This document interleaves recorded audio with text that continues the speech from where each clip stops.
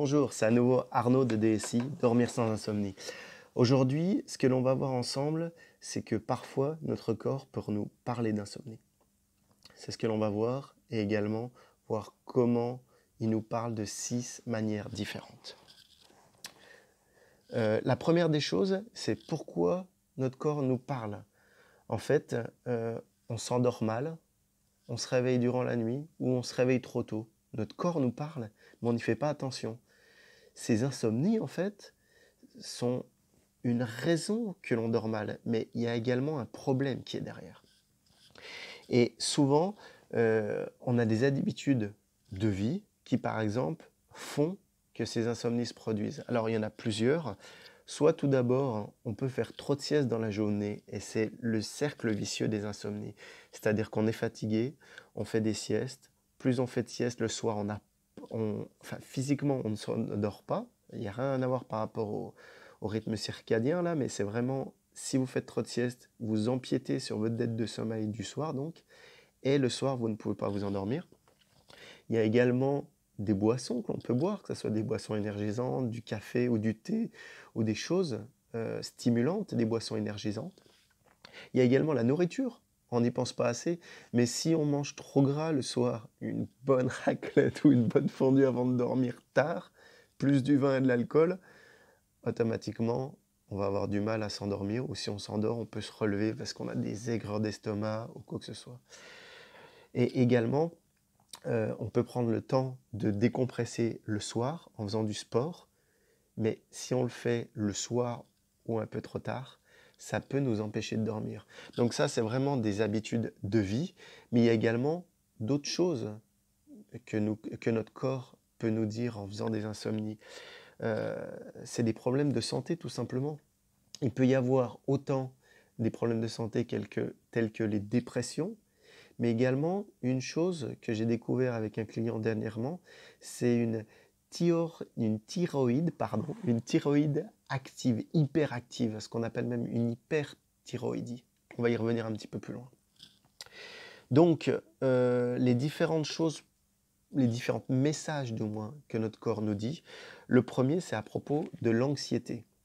Et l'anxiété, donc, c'est un cercle un petit peu vicieux parce que la peur qui est issue de cette anxiété nous empêche de dormir, de faire un gros dodo. Pourquoi? Parce que quand on est anxieux, on reste dans un sommeil léger. Et comme vous le savez, ou peut-être que vous ne le savez pas, dans le sommeil, il y a différentes phases de sommeil. On commence par le sommeil léger et après, il y a du sommeil profond. Et en fait, quand on est anxieux, on reste dans ce sommeil léger. Et le moindre bruit, la moindre chose, hop, ça nous réveille tout de suite. Et automatiquement, ça nous empêche de dormir. Alors, comment faire quand on est trop anxieux? On l'a vu un petit peu avant dans la précédente vidéo, il y a la méthode 4-7-8. Il y a également la relaxation musculaire progressive, mais il y a d'autres choses, par exemple, que font d'autres personnes dont je ne vous avais pas parlé juste avant. Il y a par exemple autant la méditation, qu'il y a une sorte aussi de yoga auquel je m'intéresse qui s'appelle le yoga Nidra, N-I-D-R-A. Je ne sais pas si vous le connaissez. Donc voilà, qui permettent de se détendre et d'arrêter cette anxiété qui nous empêche de dormir. La deuxième, j'en parlais, c'est la thyroïde hyperactive, l'hyperthyroïdie. Alors en fait, il y a 3 conséquences. La première, c'est une stimulation du système nerveux automatiquement qui nous empêche de dormir quand on a ce problème d'hyperthyroïdie. La deuxième, c'est une accélération du rythme cardiaque. Et puis la troisième, pareil, comme la précédente, ça ajoute de l'anxiété à la personne. Alors ça, par contre, l'hyperthyroïdie, il faut consulter un médecin, c'est obligatoire parce qu'il y a un traitement adapté à chaque personne. Encore une fois, il ne faut pas faire n'importe quoi, et ça c'est important. C'est un vrai problème médical de santé, ce n'est pas quelque chose que l'on peut résoudre comme une insomnie, avec une hygiène de sommeil, donc c'est vraiment important de voir le médecin. La troisième, que notre corps peut nous réveiller en pleine nuit, ça peut être pour une raison de faim, simplement en fait.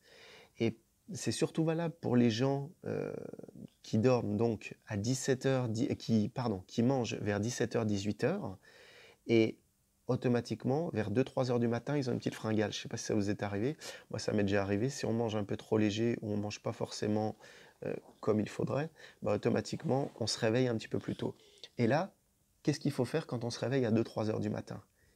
Qu'est-ce que l'on peut manger pour pas non plus trop manger? On va pas faire une choucroute, c'est sûr. Mais il y a deux aliments en fait qui sont difficiles à métaboliser par le corps. Le premier, c'est le miel. Alors vous pourrez prendre 1 ou 2 cuillères de miel pour vous caler, c'est du sucre. Boum, ça va vous arrêter tout de suite. Et puis la deuxième, c'est une tranche de pain avec du beurre, voire mettre peut-être un peu de confiture, mais le pain est le deuxième aliment que votre corps a du mal à métaboliser. Et automatiquement, vous pourrez jusqu'à 7-8 heures, donc en étant levé à 2-3 heures avec ce réveil, facilement 5-6 heures plus tard, les deux aliments seront digérés, le miel et le pain. Donc voilà. Ensuite également, toujours dans l'idée, on en parlait un petit peu plus haut, des boissons, mais les boissons comme trop de café, pour les gens qui boivent du café ou trop de thé, par exemple, il y a la théine dans le thé également, il faut bien comprendre quelque chose, votre corps met entre 6 à 10 heures, selon les personnes, à, à se débarrasser, à désintoxiquer, si je puis dire, l'intérieur de votre corps avec cet excitant en fait. Ça peut aller de 6 à 10 heures. Si vous voulez être très large, vous prenez 10 heures, c'est-à-dire que pour se coucher le soir à 8 heures, 8 heures ça fait peut-être un peu tôt, on va dire 22 heures, midi, c'est-à-dire que vous prenez les cafés peut-être à midi. Si vous prenez à 13 heures, ça peut redécaler jusqu'à 11 heures, il faut en être conscient. Après, vous le faites en âme et conscience, c'est à vous de gérer. Vous avez les clés entre vos mains. La suivante, c'est également une routine du coucher, hein. On en parlait dans la vidéo précédente, je ne vais pas vous la refaire à nouveau.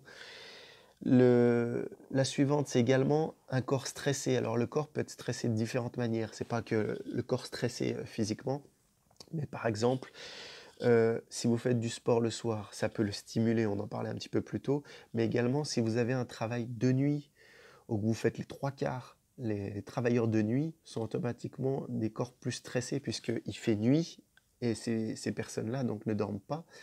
Moi j'ai travaillé un petit peu plus jeune jusqu'à 2-3 heures du matin, c'est vrai que je le vivais ça aussi, donc ça je peux tout à fait en parler, en ressentir. N'hésitez pas à la fin de la vidéo, je vous en reparlerai, mais m'envoyer des commentaires, on pourra en discuter, il n'y a pas de problème. Et également il y a une chose simple dont on ne pense pas assez, on est souvent frileux, mais les températures dans les chambres ou dans les appartements sont souvent trop fortes. À 20 degrés, 20 degrés voire plus, la température 20, 24, 25 même. Je sais que j'ai une femme qui est un peu frileuse, donc voilà. Mais le problème, c'est qu'il vaut mieux avoir une température froide et être habillé chaudement, une couverture, pourquoi pas un pyjama, voire un petit Marcel pour les hommes. Moi, je sais que je dors des fois en hiver avec un petit Marcel. J'espère que certains se reconnaîtront. Mais bon, bref, chacun trouve ses techniques, et ses tactiques. Donc, pour revenir sur la température, descendez à 19 voire 20 pour vraiment avoir une température pas trop chaude. Parce que durant votre sommeil, vous allez avoir des oscillations de température selon le cycle de sommeil. Et des fois, vous allez avoir froid, mais des fois, votre température va remonter. Alors, ça ne remonte pas de 4-5 degrés, c'est de l'ordre de 1 et 2 degrés selon les métabolismes de chacun encore. Mais le problème, c'est que si vous avez trop chaud à la base, automatiquement, ça va vous réveiller, vous allez être en sueur, vous n'allez pas être bien, vous allez vous réveiller. Ça a dû sûrement peut-être déjà vous arriver. Voilà. Si ça vous est arrivé, c'est que le problème de température de votre chambre ou de votre appartement est présent dans votre cas.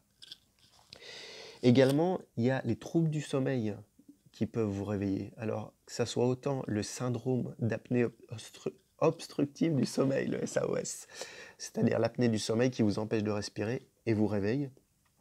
Et puis également, il y a le syndrome des jambes sans repos, les jambes qui viennent à sautiller, en fait, toutes seules, les jambes sans repos. Ça, c'est pareil, c'est deux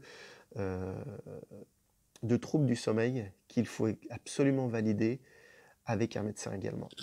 Et puis, le tout dernier, c'est le reflux gastro-œsophagien. Je ne sais pas si vous en avez déjà entendu parler, mais c'est des remontées acides en fait. Et ces remontées acides provoquent deux choses. La première, la libération d'adrénaline, donc automatiquement ça vous réveille. Et la deuxième, ça provoque de la douleur. Et comme certaines douleurs, ça peut vous réveiller, que ce soit des douleurs de dos, mais également des douleurs organiques à l'intérieur de votre corps. Donc ça, c'est important aussi de le prendre en compte et surtout de le traiter rapidement. parce que les choses ne vont pas aller en s'améliorant, ça ne va pas s'arrêter tout seul, et si vous ne faites rien, les choses ne changeront pas. Donc comme d'habitude, si vous avez aimé cette vidéo, mettez-moi un petit like. Si vous ne l'avez pas aimé, mettez-moi un petit pouce à l'envers. Si je ne parle pas assez fort ou le décor n'est pas forcément top, je suis désolé, n'hésitez pas à me le dire dans les commentaires. J'améliorerai la chose pour la prochaine fois. Et encore une fois, mon but est de vous donner des bonnes informations. Donc je vous dis à très bientôt et à très vite. Salut!